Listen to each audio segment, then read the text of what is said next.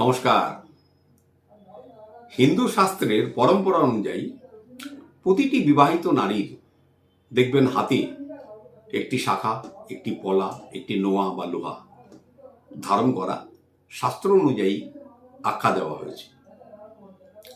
এগুলো আমরা বলে থাকি যে একটি বিবাহিত নারী জীবনে সর্বরকম বাধা জয় করা, তার নিজস্ব গুণকে প্রতিষ্ঠা করা, সংসার ধর্মকে পালন করা ইত্যাদিকে ইন্ডিকেট করা।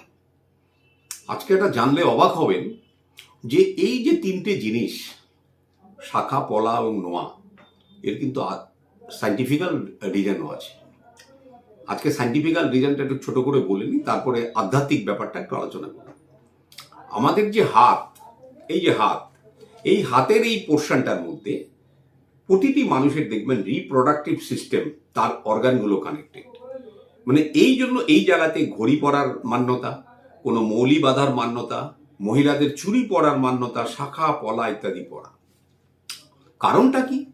যে এই জায়গাতে যখন এই যে নিউরোলজিক্যাল পয়েন্ট, যেটা আমাদের যেটা আকুপেশার পয়েন্ট বলে, এই পয়েন্টগুলোর মধ্যে কনস্ট্যান্ট একটা ফ্রিকশন আপনার যে রিপ্রোডাক্টিভ সিস্টেমগুলোকে, ইউট্রাস, ওভারিস ইত্যাদি ইত্যাদি, এইগুলোকে কিন্তু স্টিমুলেট করতে থাকে। কারণ মানুষের তো সৃষ্টির জন্যই মানুষ পৃথিবীতে আসা, অতএব এই রিপ্রোডাক্টিভ অর্গানগুলোকে এইভাবে কিন্তু সন্তুলিত রাখা হয়। এবারে আসুন, এই যে শাখা, পলা এবং নোয়া, এর অ্যাস্ট্রোলজিক্যাল মানে ইয়েটা কি, বিধিটা কি?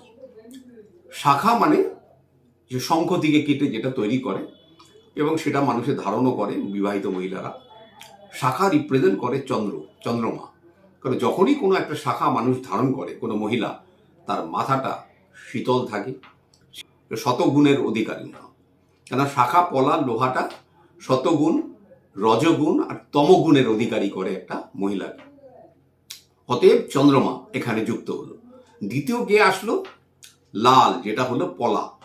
এই পলা হচ্ছে শক্তির প্রতীক, তার সৌভাগ্যের প্রতীক এবং সর্বশেষে মঙ্গলের প্রতীক। শাখা আর পলা মিলে চন্দ্র আর মঙ্গল যখন যোগ হয়, তখন সেই মহিলার মধ্যে ধনলক্ষ্মী যোগ হয়। এটাও লিখে রাখুন, ধনলক্ষ্মী যোগ তৈরি হয় এবং তিনি সৌভাগ্যদায়িনী হয়।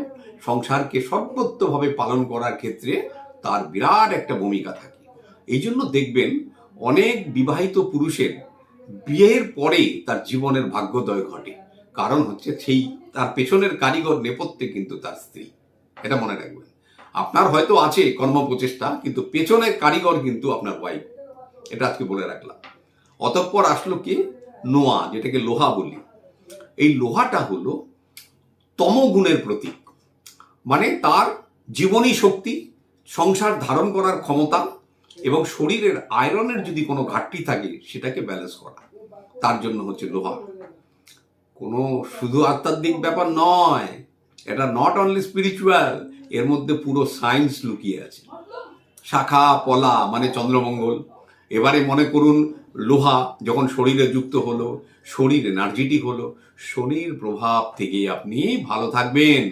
কারণ শনির প্রভাব কিন্তু জীবনে অনেক মানুষের দেখবেন অনেক সমস্যা তৈরি করে। সেই জায়গা থেকে বিবাহিত জীবনটা যেহেতু একটা নতুন জন্ম, সেখান থেকে প্রথম থেকেই শনিদেবের রুল, মানে তাকে কর্মঠ করার জন্য। এই হচ্ছে শাখা, পলা, নোয়া। অতঃপর দেখুন, যে কোনো মহিলার মানে ফার্স্ট সাইট, তার পরিচয় হচ্ছে তার মাথার সিঁদুর। আজকাল অনেকে সেগুলো করেনি না, ফ্যাশনের জগৎ। এইগুলো করতে গিয়ে দেখবেন ম্যারিড লাইফ কিন্তু টলমল করছে এবং এরা নো কেয়ারিং সিচুয়েশন। রাস্তাতে বেরোলে বুঝতে পারবেন না কে অবিবাহিতা কে বিবাহিতা, কাউকে বুঝতে পারবেন না। কেন? হয়তো আপনি কাউকে দেখে অ্যাপারেন্টলি মনে করলেন আনম্যারিড, কিন্তু সে ম্যারিড না, তার হাতে আছে শাখা, না পলা, না সিঁদুর। কেন? তারা মডার্ন। এই জাতীয় মানুষদের কিন্তু জীবনে একটা সময় আসবে, সেই সময় আক্ষেপ করা ছাড়া কিছু থাকবে না। হয়তো বলবে এসব কোনো যুক্তি নেই, সব সে।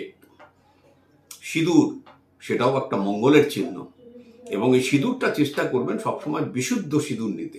হতে পারে সেটা একটু দাম, কেন অর্ডিনারি যেসব সিঁদুর বাজারে, তার মধ্যে একটু পাড়া, মানে মার্কারি, কিছু মাইকা টাইকা এসব থাকে, যার জন্য সেগুলো অনেক সময় মাথার শিথির যে কিছু ক্ষতি করে। ওই জন্য সিঁদুরটা চেষ্টা করবেন অর্গ্যানিক সিঁদুর, ভালো কোয়ালিটির সিঁদুর নিতে। আজকের আলোচনা এই পর্যন্ত। নমস্কার।